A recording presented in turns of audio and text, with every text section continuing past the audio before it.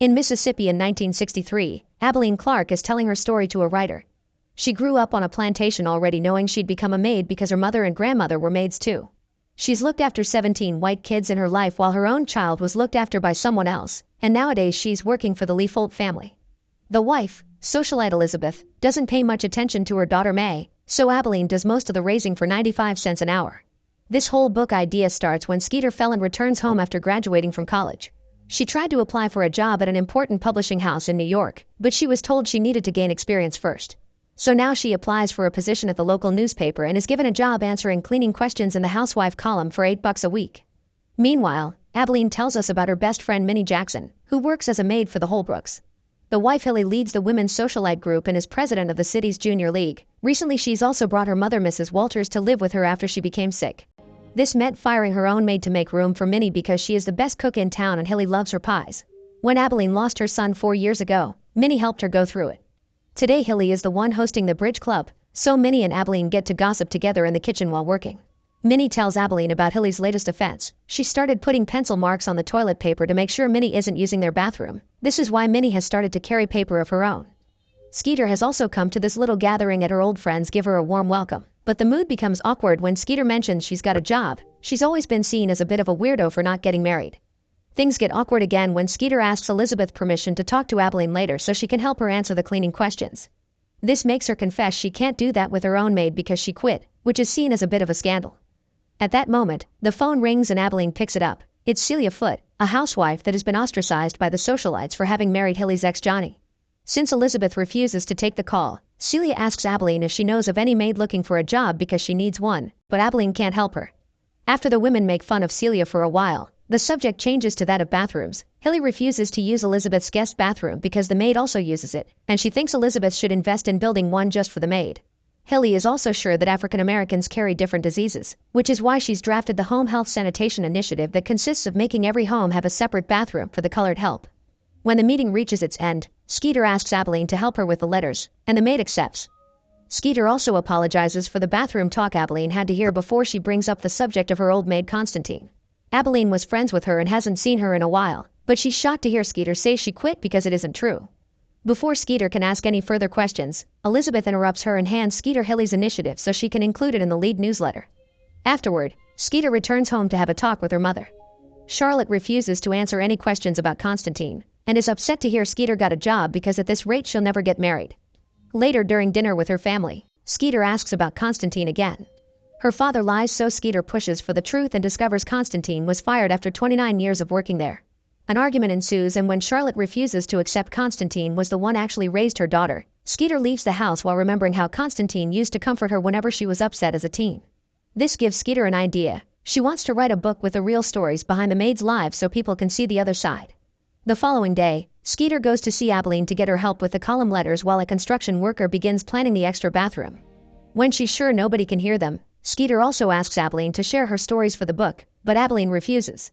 Their conversation is interrupted when Elizabeth arrives arguing with her husband because he isn't happy about the extra bathroom, and he ends up leaving in a huff. When May begins crying and Abilene goes to check on her, Elizabeth tells Skeeter she can't talk to Abilene about the letters anymore. Later that night, a tornado arrives in town. Minnie is scared to go to the bathroom outside, but Hilly doesn't let her use their own toilet. However, Minnie sneaks around and uses her master's bathroom anyway. Unfortunately, Hilly finds out and fires her for it. Some days later, Abilene's bathroom is finished so she has to go outside as well, but she gets a moment of sweetness when May calls her real mom. Skeeter stops by Abilene's neighborhood to ask for her help again, making her lose her bus. Abilene turns her down again, mentioning her cousin was burned merely for walking near the voting station, so she won't risk her life over this. Skeeter gives Abilene her phone number anyway and after the maid turns down her offer of a car ride, Skeeter decides to research the laws governing the conduct of non-whites and discovers a number of disgusting rules. For example, publishing ideas related to equality may result in jail, books can't be exchanged between white and colored schools, and colored barbers can't serve white females. Later in the evening, Abilene gets a call from Minnie saying she did something awful. Hilly had told everyone in town that she was a thief, so Minnie got her back with a special pie. She doesn't explain exactly what was so awful about it, but she breaks down in tears because she won't ever get a job again. Their conversation is suddenly interrupted when Minnie's husband comes home and begins beating her up for losing her job. This leaves Abilene thinking about the book, and after hearing her pastor talk about God wanting his people to be courageous, she calls Skeeter to come over and tell her some stories. Skeeter parks far away so the neighbors don't see her car and tells Abilene that she doesn't care if the stories aren't nice towards white people. She wants to publish the truth, taking us back to the beginning of the story. Meanwhile, Hilly's new maid asks for a loan of $75 to send her kids to college, even accepting to work for free for a few days to pay it back. Hilly refuses, saying she's doing her a favor because God doesn't give charity to those who are well. A couple of days later, Minnie's husband makes their daughter quit school to become a maid to help with the bills. Minnie herself spends many days without a job, but Abilene gets an idea. There's one person that couldn't have heard Hilly's lies, and that's Celia. Minnie goes to see her and is welcomed with open arms because Celia is an awful housewife and is desperate for help, especially now that she's pregnant. She'll give Minnie the job if she accepts to keep her presence a secret from Johnny, and Minnie agrees. During the next junior league meeting, Hilly announces her health initiative has been sent to the governor and reminds Skeeter she wants to see it in the newsletter. Skeeter has been trying to avoid publishing it in lies, saying she'll do it soon. The interviews with Abilene continue, now touching on the subject of Elizabeth being an awful mother. Minnie finds them in the middle of it and scolds them for this terrible idea, but it only takes her a few seconds to change her mind. Soon she's sharing all kinds of stories with Skeeter, and promises she'll try to convince other maids to help too. The following Saturday, Hilly introduces Skeeter to Stuart and they go on a double date. Unfortunately, Stuart behaves like a twat, so Skeeter gets angry and leaves the restaurant before even ordering. Meanwhile, Minnie becomes friends with Celia, who treats her with respect and even asks for her company while having lunch. Sometime later, Skeeter gets some news from the editor. Her stories are good, but they need at least a dozen maids to talk if she wants to be published. Abilene and Minnie have already asked everyone they know, but they are too scared to join them, so Minnie has an idea. Since they're already making up names anyway, they could use some of her stories and say they're from other maids. Skeeter doesn't think she can do that because it wouldn't be real, so to convince her not to give up, Abilene finally talks about her son. While carrying heavy wood, he fell to the ground and was hit by a truck.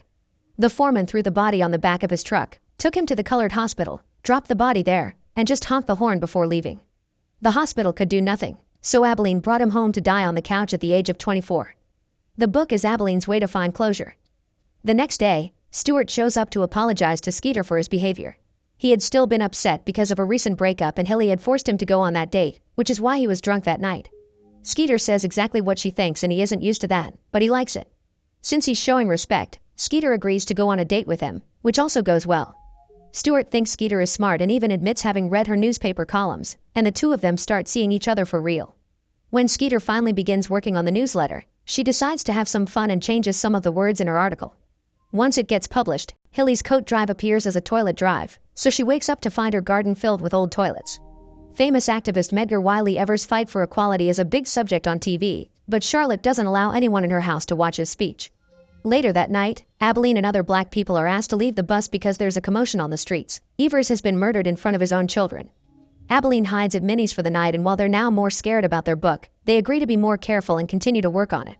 The next day, Minnie finds Celia bleeding in the bathroom because she's had a miscarriage. Minnie takes her to her bed and takes care of her while Celia shares her worries. Johnny married her because she was pregnant, and she lost that baby a month later. Since then, she lost 3 more babies counting this one, but she hasn't told Johnny about them. Celia is afraid her husband will leave her, but Minnie says he'll get over it. Later, Celia buries the baby in the garden under a plant like she did with the others. In the meantime, Hilly's maid is arrested in front of the other maids. She had found a ring while cleaning under the couch, and when she tried to sell it at a pawn shop, the clerk got suspicious and called the police. When Skeeter visits Abilene, she is surprised to find dozens of maids that are finally willing to share their stories because that morning's arrest had been the last straw. There are all kinds of stories about how badly they're treated, and the saddest part is hearing them mention that the kids they raised grew up to be as mean as their parents. The next day, the socialites have a new bridge club party and Celia tries to join them, even bringing a pie with her. But all the women hide and ignore her, so Celia leaves in tears. When she returns home, Minnie scolds her for trying to befriend such horrible people and explains they hate Celia because she married Johnny. Celia misunderstands and thinks they believe Johnny cheated on Hilly when actually their relationship started after the thing with Hilly was over, so she decides she'll clarify matters during the benefit event. Minnie doesn't think she should go, but Celia distracts her from the subject by taking care of Minnie's wound because she knows she didn't fall. Her husband put them there. Celia tells Minnie she should hit her husband with a skillet and leave him, but Minnie has her children to think about. A few days later, Kennedy is assassinated. Abilene is getting scared about being found again, so Minnie decides to share the awful thing she did to have it as insurance. It turns out the special pie she gave Hilly had been made with her own excrement, and Mrs. Walters saw her daughter had 2 pieces of it, so she laughed pretty hard about it. This caused Hilly to send her mother to a nursing home. Abilene and Skeeter don't think including the story is a good idea because it'll give away Minnie's identity, but Minnie disagrees. Hilly would never want anyone to know she ate excrement, so this story is the perfect protection against being recognized. The night of the charity event, Johnny and Celia show up, making the socialites uncomfortable. While giving away the bidding prizes, Minnie's chocolate pie goes to Hilly, who didn't write her name down. A drunk Celia approaches Hilly and tries to explain that Johnny didn't cheat on her, accidentally tearing off the sleeve of her dress in the process. Since she's starting to cause a scene, Johnny takes his wife away, but Celia ends up throwing up on the floor. After the event is over, Mrs. Walters takes the pie with her and confesses she was the one that paid for it using Hilly's name just to annoy her daughter for having sent her to the nursing home. The next day, Celia arrives at the conclusion she isn't made for this kind of fancy life and wants to leave Johnny. However, Minnie convinces her to stay, pointing out that if she leaves, then Hilly's manipulation will win. Meanwhile, Skeeter is almost done with the book. She just needs one last story, Constantine's, so she forces her mother to confess the truth. Some months ago, Charlotte was hosting a Daughters of America luncheon after being appointed state regent. Their meal was interrupted by the arrival of Constantine's daughter Rachel, who they didn't expect until the following week. Usually Rachel enters the house normally, but today Charlotte makes her go wait in the kitchen. Charlotte refuses to enter through the service door and makes her way inside anyway, saying she wants to see her mother. So Charlotte gives up under the pressure of the other socialites that remind her this isn't appropriate behavior and kicks them both out. The next day, Charlotte went to Constantine's house to take her back, but she had already left with Rachel. Charlotte sent her son to Chicago where Rachel lives to see if they could talk, but it was too late. Constantine had already died. Charlotte tries to apologize for what she did, but Skeeter leaves in tears. After visiting Constantine's abandoned house to write her last story, Skeeter sends the book to the editor, who pays her a pretty bad advance, but Skeeter still sends it to the maids. The book is published anonymously and becomes a success. Mrs. Walters even reads it at the nursing home. When she recognizes the pie story, she finds it amusing and calls Hilly to tell her to read it. Sadly, Skeeter doesn't get to enjoy her success for long because Stuart breaks up with her when she confesses she wrote the book, calling her selfish. When Hilly finally reads the book too, she freaks out and tries to kill the rumors her friends are spreading about the stories possibly coming from their own town. However, she finally loses it when she receives a check for her charity from Celia, made out to 2 Slice Hilly. Furious, Hilly goes to see Skeeter, who just received a letter saying she's got the job at the publishing company. Hilly threatens Skeeter with legal action, but Skeeter reminds her that to do so she would have to admit in public that she ate the special pie. At that moment, Charlotte comes out in defense of her daughter and kicks Hilly out. Afterward, Charlotte tells Skeeter she's proud of her, congratulates her on her new job, and thanks her for bringing back courage to the family. In the meantime, Minnie gets scared when Johnny suddenly approaches her, but he isn't there to hurt her. Celia has finally told him about the babies, so Johnny has come to thank Minnie for being there for his wife. He's always known Celia hired help, and since Minnie arrived, Celia has been feeling so much better. Then, Johnny takes Minnie back to the house, where Celia is waiting for them with a meal she prepared on her own. Johnny offers Minnie a permanent position in his household, and of course Minnie accepts. This gives Minnie the strength she needs to finally take her children and leave her violent husband. The next time Abilene and Minnie go to church, they're received with a standing ovation. As thanks for how brave they were, all the community has signed the book as a gift to make up for the lack of Abilene's name on the cover. After Mass is over, they take the book to Skeeter so she can see what she's achieved, and Skeeter confesses she doesn't think she should take the job offer in New York because she can't leave Abilene and Minnie alone after the mess she made. However, the maids tell her there is nothing she can do here, so they convince her to leave and get a better life. The following day, Abilene returns from the grocery store to find Hilly telling Elizabeth that she stole some of Hilly's silver cluttery. Obviously, it isn't true, but Elizabeth fires her anyway. When Hilly threatens her with jail if she tries to do something, Abilene calls her a godless woman, making Hilly leave in tears. May tries to stop Abilene from leaving, but this doesn't change Elizabeth's mind and Abilene has to ignore the little girls crying on her way out. May is the last kid Abilene takes care of, but she doesn't regret what she's achieved for her community. Make sure to subscribe and turn on notifications so you can watch more videos like this. Thanks for watching.